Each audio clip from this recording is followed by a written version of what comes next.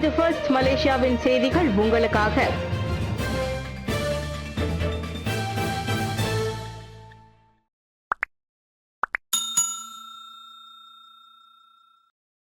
Kazakhstan விமான விபத்து கைபேசியில் பதிவான கடைசி நிமிடங்கள் வைரல். அசர்பைஜான் நாட்டிலிருந்து ரஷ்யா செல்லும் வழியில் கசகஸ்தானில் விழுந்து வெடித்து சிதறிய விமானத்தின் கடைசி நிமிடங்கள் வீடியோவில் பதிவாகி வைரலாகியுள்ளன. உள்ளே இருந்த பயணி ஒருவர் கடைசி நேரத்தில் தன் கைபேசியில் பதிவு செய்த வீடியோ அது. விமானம் விழுங்குவதற்கு முன்பாக கடவுளை அவர் வேண்டிக் கொள்கிறார்.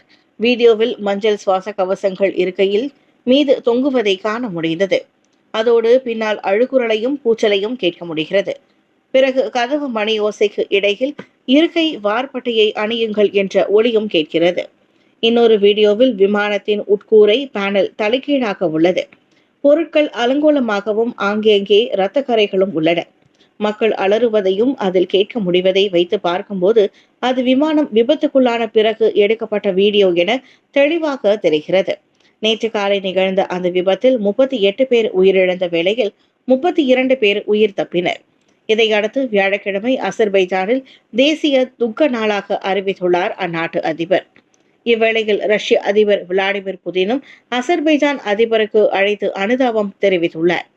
விபத்துக்கான காரணத்தை கண்டறிய அசர்பைஜான், கசகஸ்தான் இரு நாடுகளுமே விசாரணைகளை தொடங்கியுள்ளன. காரில் தப்பியோடிய ஆடவரை ஸ்ரீகெம்பங்கானில் விரட்டி பிடித்த போலீஸ், போதைப்பொருள் சிக்கியது. போலீசிடம் இருந்து தப்பிக்கும் முயற்சியில் காரை வேகமாக ஓட்டி சென்ற ஆடவர் செடாங் ஸ்ரீகெம்பங்கானில் பிடிபட்டார். நேற்று மதியம் 1 மணி வாக்கில் நிகழ்ந்த அச்சம்பவத்தில் ஹோண்டா சிட்டி கார் சந்தேகத்திற்குரிய வகையில் இருந்ததை கண்டு குற்றச்செயல் தடுப்பு ரோந்து போலீசார் காரை நிறுத்த சொல்லியிருக்கின்றனர். எனினும் 40 வயதுடைய ஓட்டுநர் நிற்க மறுத்து எல்டிபி நெடுஞ்சாலை வழியாக புச்சோங் நோக்கி காரை வேகமாக ஓட்டினார். விரட்டி சென்ற போலீஸ் ஜாலான் பெர்சியாரான் பிங்கிரான் புத்ரா ஸ்ரீ கெம்பங்கான் சாலையில் காரை மடக்கி பிடித்தது. சந்தேக நபரை சோதனையிட்டதில் ஷாபு வகை போதைப்பொருள் அடங்கிய பிளாஸ்டிக் பாக்கெட் கைப்பற்றப்பட்டது. பல்வேறு குற்றங்களுக்காக அந்நபர் ஏற்கனவே 18 குற்றப்பதிவுகளை கொண்டிருப்பதும் கண்டறியப்பட்டதாக செடாங் போலீஸ் தலைவர் ஏ அன்பழகன் தெரிவித்தார். தெலங்கானாவில் பொது இடத்தில் பிரம்படி தண்டனை, பாதுகாப்பு பணியில் 40 போலீசார். குவால தெலங்கானாவில் மஸ்ஜித் லாடாங் எனப்படும் அல் முக்தாஃபி பில்லாஷா மசூதியில் நாளை வெள்ளிக்கிழமை ஓர் ஆடவருக்கு பிரம்படி தண்டனை நிறைவேற்றப்படவிருப்பதால் 40 போலீஸ்காரர்கள் பணியமர்த்தப்பட்டுள்ளனர்.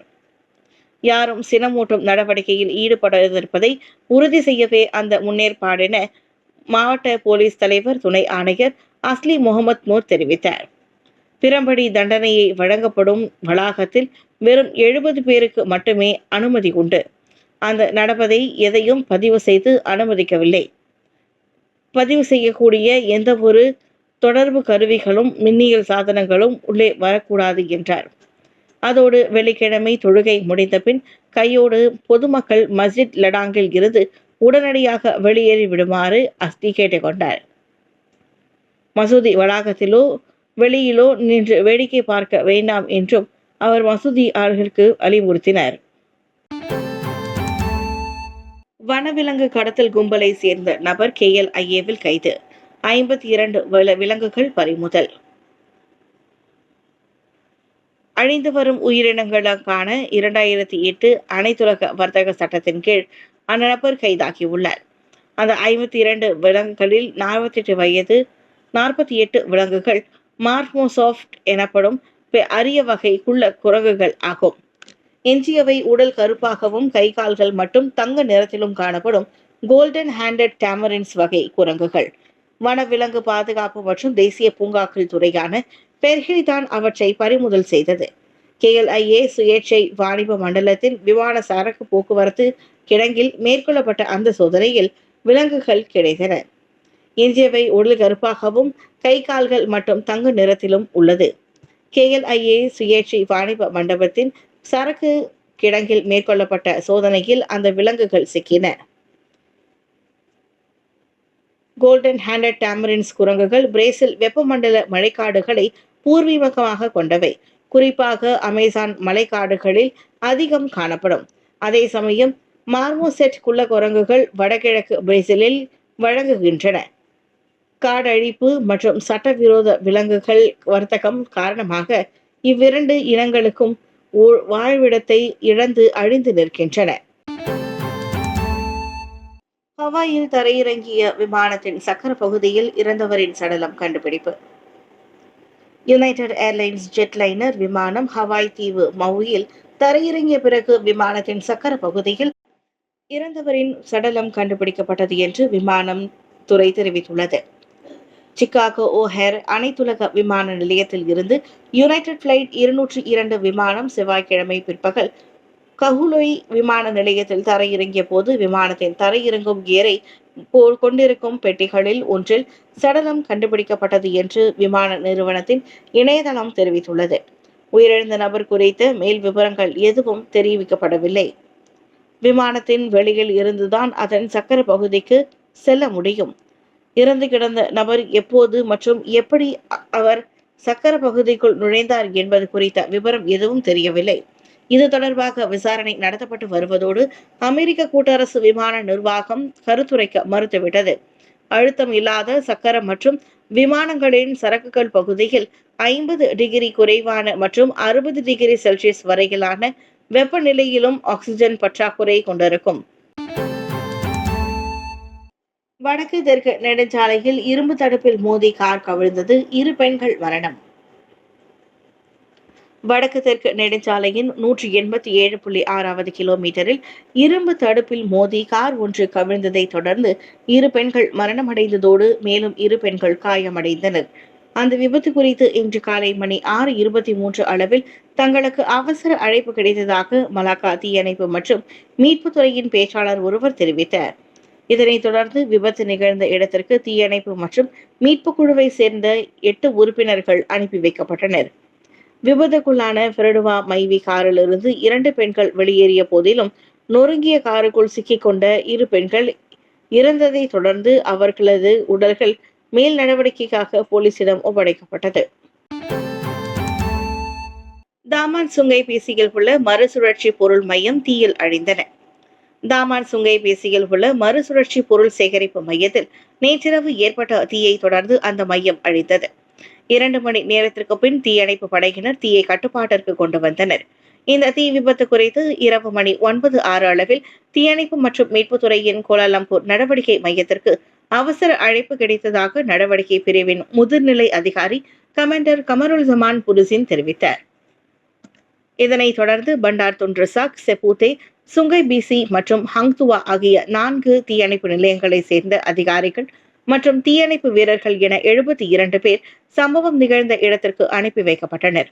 தீ விரைவாக பரவுவதை தடுக்க நுரையின் மூலம் தீயை அணைக்கும் நடவடிக்கை மேற்கொள்ளப்பட்டதோடு இரவு 10:20 மணி அளவில் தீ வெற்றிகரமாக அணைக்கப்பட்டது. இந்த மறுசுழற்சி பொருள் சேகரிப்பு மையம் தீயினால் 100 விழுக்காடு அழிந்ததாக கமருல் ஜமான் வெளியிட்ட அறிக்கையில் தெரிவித்தார். பறவை சளி காய்ச்சலுக்கு வாஷிங்டனில் 20 பெரிய பூனைகள் சாவு. மாட்டு பண்ணைகளில் இருந்து கிருமி பரவல். அமெரிக்க வாஷிங்டனில் உள்ள விலங்குகள் சரணாலயத்தில் பறவை சளி காய்ச்சல் பரவியதில் நவம்பர் பிற்பகுதியில் இருந்து டிசம்பர் மத்தி வரை 20 பெரிய பூனைகள் இனங்கள் மடிந்திருக்கின்றன. அவற்றில் ஒரு கலப்பு வங்காள புலி, கவுகர் எனப்படும் 4 மலை சிங்கங்கள் ஆகியவையும் அடங்கும். இதுவரை இதுபோல நடந்ததில்லை என சரணாலயத்தின் நிறுவனரும் இயக்குநருமான மார்க் மேத்யூஸ் கூறினார். வழக்கமாக வயது மூப்பால் தான் அந்த விலங்குகள் மடிந்து போகும். ஆனால் இந்த பொல்லாத பறவை காய்ச்சலால் ஒரே நேரத்தில் இத்தனை விலங்குகள் மடிந்திருப்பது கவலை அளிப்பதாக அவர் சொன்னார். 3 பூனை இனங்கள் கிருமி பாதிப்பிலிருந்து குணமடைந்துள்ள வேளை மற்றொன்று கவலைக்கிடமான நிலையில் இருக்கிறது. பறவை காய்ச்சல் பரவி இருப்பதால் சரணாலயம் தனிமைப்படுத்தப்பட்டு அடுத்த அறிவிப்பு வரும் வரை மூடப்பட்டுள்ளது. கிருமி நாசினியும் தெளிக்கப்பட்டுள்ளது. தொடக்கத்தில் கவுகர் இனத்தை பாதித்த பறவை காய்ச்சல் பின்னர் மற்ற பூனை இனங்களுக்கும் பரவியது. அவற்றிடம் நுமோனியா போன்ற அறிகுறிகள் காணப்பட்டன. சில நாட்களிலேயே மற்ற விலங்குகளுக்கும் கிருமி பரவிவிட்டது. இந்த பறவை சளி காய்ச்சல் கலிபோர்னியா மாநில மாட்டு பண்ணைகளிலிருந்து பரவுவதாக கூறப்படுகிறது. புரூனை நெடுஞ்சாலையில் முதலை மோதப்பட்டது, கவிழ்ந்து இறந்து கிடந்தது. புரூனையில் துட்டாங்கில் உள்ள ஜாலான் பெனாங்ஜாங் நெடுஞ்சாலையில் ஒரு பெரிய முதலை வாகனத்தில் மோதப்பட்டதால் பாதையில் கவிழ்ந்து இறந்து கிடக்கும் படங்கள் வைரலாகி வருகின்றன.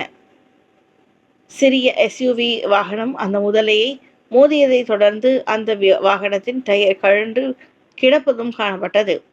அந்த வாகனம் அதிகம் வேகமாக சென்றதால் முதலையை மோதியிருக்கக்கூடும் என நெட்டிசன்கள் ஒருவர் தெரிவித்தார். ஒரு விசித்திரமான சம்பவத்தினால் நெட்டிசன்கள் வேடிக்கை மற்றும் குழப்பத்திற்கு ஆளாகியுள்ளனர். இன்னும் சிலர் முதலையை ஓட்டுநர் கவனிக்க தவறியது எப்படி என கேள்வி எழுப்பினர்.